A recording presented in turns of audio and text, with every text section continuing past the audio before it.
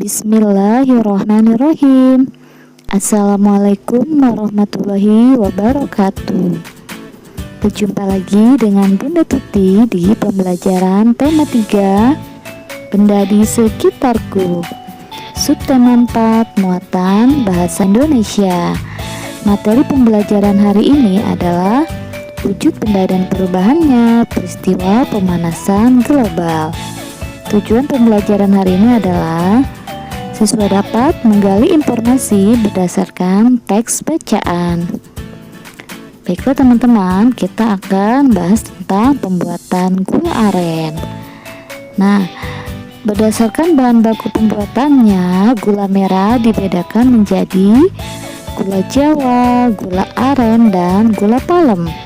Gula Jawa dibuat dari nira pohon kelapa, gula aren dibuat dari nira pohon aren, sedangkan gula palem dibuat dari nira pohon palem.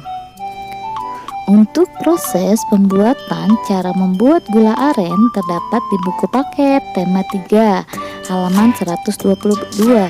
Teman-teman silakan dibaca bagaimana proses untuk membuat gula aren.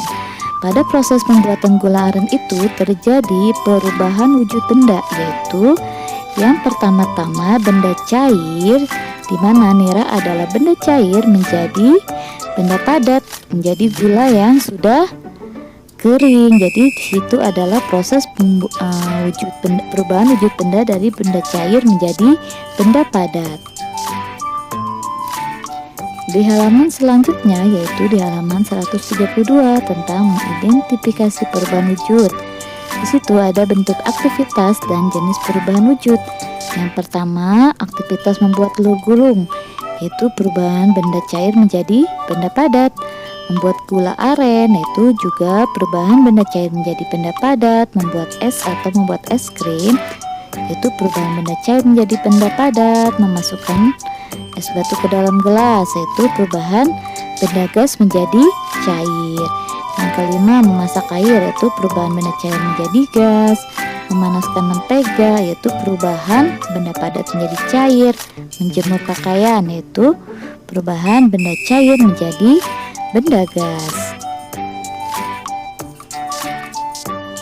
Selanjutnya kita akan membahas di halaman 137 tentang pemanasan global. Pemanasan global disebut juga global warming. Pemanasan global terjadi karena adanya polusi udara yang mengakibatkan peningkatan suhu udara di bumi. Zat yang menyebabkan polusi udara disebut dengan polutan. Contoh polutan diantaranya ada asap kendaraan, asap pabrik, dan asap kebakaran hutan. Berikut adalah contoh-contoh polutan. Teman-teman silakan disimak gambar tentang contoh polutan udara. Di situ ada asap pabrik, asap kapal laut, asap mobil, dan kebakaran hutan, di mana polutan ini sangat tidak baik untuk kesehatan paru-paru. Nah, untuk selanjutnya di halaman 139 ada akibat-akibat yang ditimbulkan dari polutan udara. Yang pertama yaitu es di kutub akan mencair. Dia itu akan mencair. Yang kedua, beruang kutub tidak memiliki tempat tinggal. Begitupun dengan pinguin dan rusa kutub yang tidak memiliki tempat tinggal karena es di kutub mencair. Polutan udara menyebabkan kenaikan suhu di udara di bumi sehingga es di kutub utara dan selatan mencair. Es yang mencair akan menyebabkan permukaan air laut naik sehingga beberapa pulau di dunia tenggelam. Selain itu, kehidupan spesies tumbuhan dan hewan yang hidup di kutub seperti beruang, penguin, dan rusa kutub juga ikut terancam kehidupannya.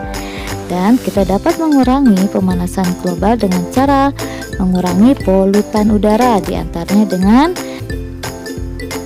menggunakan transportasi umum seperti naik bis, komuter lain, MRT, LRT, berjalan kaki, bersepeda, reboisasi, dan hemat energi. Selanjutnya di halaman 140 kita akan mencari kata dan membuat kalimat. Yang pertama, global warming artinya pemanasan global. Kalimatnya, suhu bumi semakin meningkat akibat dari global warming. Yang kedua, polutan. Polutan adalah zat yang menyebabkan polusi udara. Kalimatnya, polutan udara tidak baik bagi kesehatan paru-paru.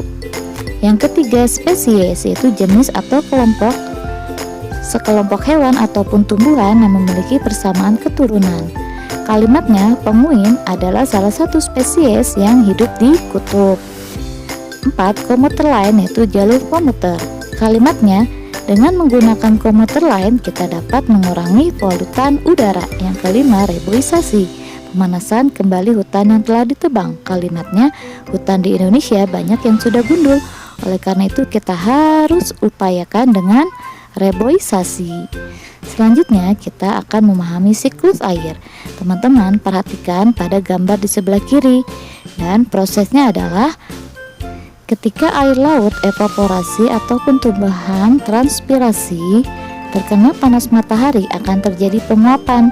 Proses itu kemudian membentuk awan. Setelah itu awan ditiup oleh angin hingga berkumpul di atmosfer.